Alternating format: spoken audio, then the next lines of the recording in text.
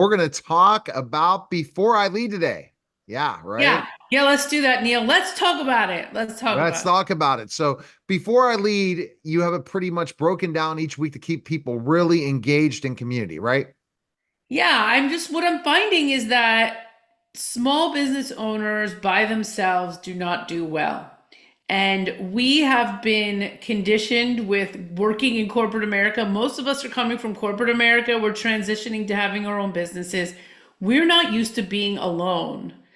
And so, community, accountability, all of those things are super important for your own well being to be successful. So, pulling everybody together in this community, a lot of people that are coming to my program are calling it a family.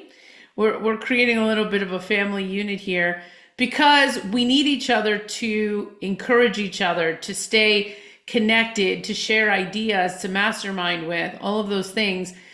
It's hard to do that alone, especially when there's things that you don't really want to do. Right. And you know those things, Neil, right? No, absolutely. There's certain areas we just don't want to do, or we really don't have the accountability to go out and do. And one of them in new emerging businesses we'll talk about.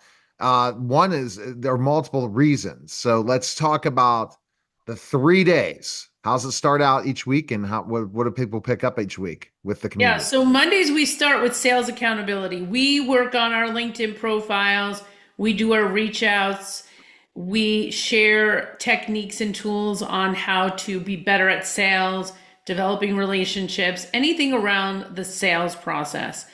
And on Monday nights at 7 p.m., we're working on our signature talks, our 1 minute videos, and us being able to present ourselves in a way where we're creating experiences with people. It is about creating experiences with people so they want to join you in whatever it is your business is.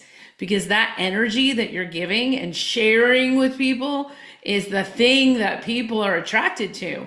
They want to be around your positivity, they want to be around your light, and they want to join the journey when you're excited about it. So we talk about the experience, we talk about being interesting. One of the things I always love to share is like, guys, as a presenter, a trainer, or as a business owner, you need to be more interesting than your phone. Because that's what we're fighting against. We're fighting against all the noise. The phone, the computer, our families, all of those things are competing for our attention. Right. And getting in touch with the right people in speaking. And when you're speaking to the right audience, really giving that signature talk, which you talked about. But a lot of people don't even know what to explain. If they get that opportunity to meet somebody, how can in 1 minute explain it without selling it and Yeah. then ask a question? Because you sometimes are going to get 1 or 2 minutes, as we remember the days on Clubhouse. What do you do? And tell us about yourself. And that is so important for people in the audience to say, or people in that networking group to say, oh, I really want to get to know this person. How can I stand out? Yeah. And it's really hard because now that you're an entrepreneur, you have the world at your fingertips. The world is your playground and you can play in any space you want. And it's very hard to niche in and to pick a avatar of a person that you want to be connecting with. It's really hard to pick the content you want to be leaning into. It was really hard for me for a long, long time to do this. I'm getting better at it now. I'm really niching in and figuring out who I'm serving. And I think that if you can figure that out sooner rather than later, that is going to help you lessen the blow of what it's like to be an entrepreneur. And I don't think people really understand how long it takes to kind of level yourself up in this way. It takes a little bit of time.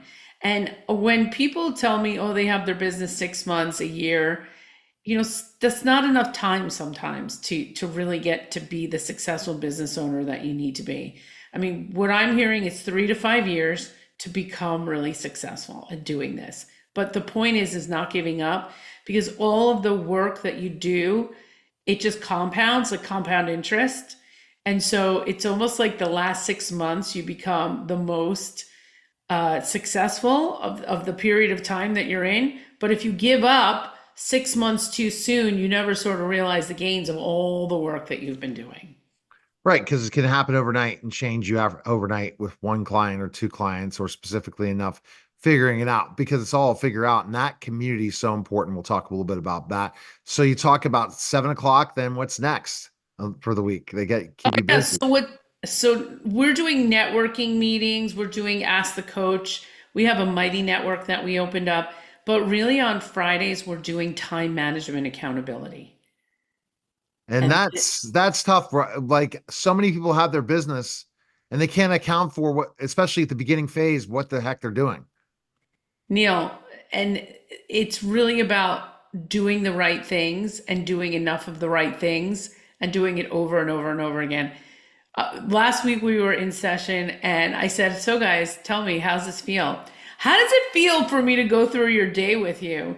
And one of the participants was like, "Julie, it's kind of like you just went through my dirty clothes drawer or something like that." And I'm like, "Yeah, it's kind of awful for somebody to look at your time and how you're spending it, especially if you're maybe overworking." Some entrepreneurs like to overwork. They don't really spend time to rest and recover. That's one extreme. The other extreme is that you're totally ignoring business development and you're saying, "Oh, I don't know where I'm getting my clients. I can't get new clients." And so that's a problem as well. And I think that's where most people get stuck because they don't love this activity of sales, marketing, sharing what they do with people. Totally. They don't love it. You nailed it. And they have to love it and understand it and look at every area in time management. What do you think? So basically, do that? A lot of people even live on a calendar. Like you can't pick up the phone and call me. That's not happening. You got to be in my calendar. I'm Yeah. not picking up the phone. That just shows your structure and discipline. Yeah, you might have a lead that calls you, but hopefully they've emailed you, they texted you. But ultimately, if you're getting on conversations with people that weren't even scheduled in your calendar, you're going to eat lots of time up very quickly of the whole day that you have planned. Yeah. Yes. What I teach is to use the Google Calendar. There is a method that I use to help them get better at that. And it is really about scheduling your day from the time you get up till the time you go to bed. And even scheduling your personal time using one calendar for everything and looking at the activities that you're doing. Being very mindful of somebody who's a small business that is starting up. They need to be spending 80% of their time on business development activities. So it's what we do it well, and it really changes the mindset of the entrepreneur for them to really understand what they need to be doing and how often they need to be doing it. And I think, Neil, after a while you get in flow, you kind of understand what to do, but it definitely takes a little getting used to.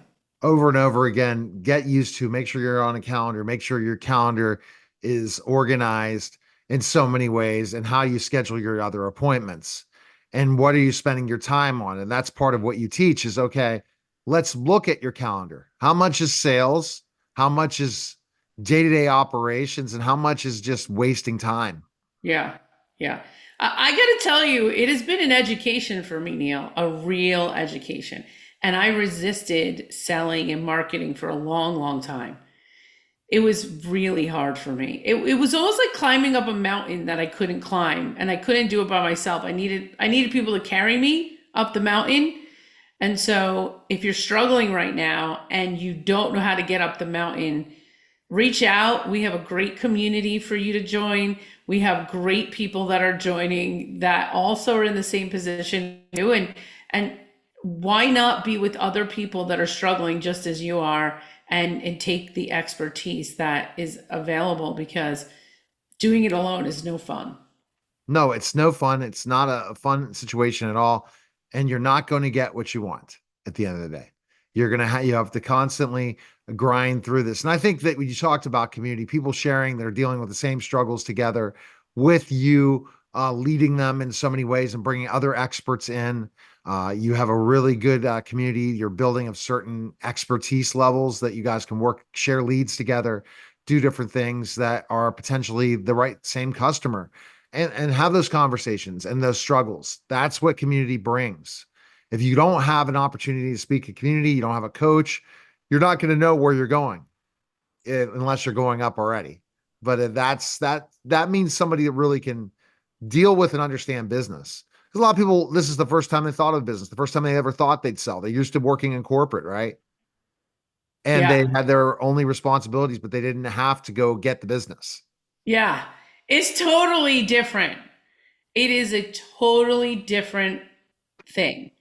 And a lot of people, especially people that are, I would say in their late 40s, early 50s, when they start jumping into this entrepreneurial game, some people in their 60s. But the truth is you used to get up and you just used to start your day and you weren't thinking about how you were getting your next client.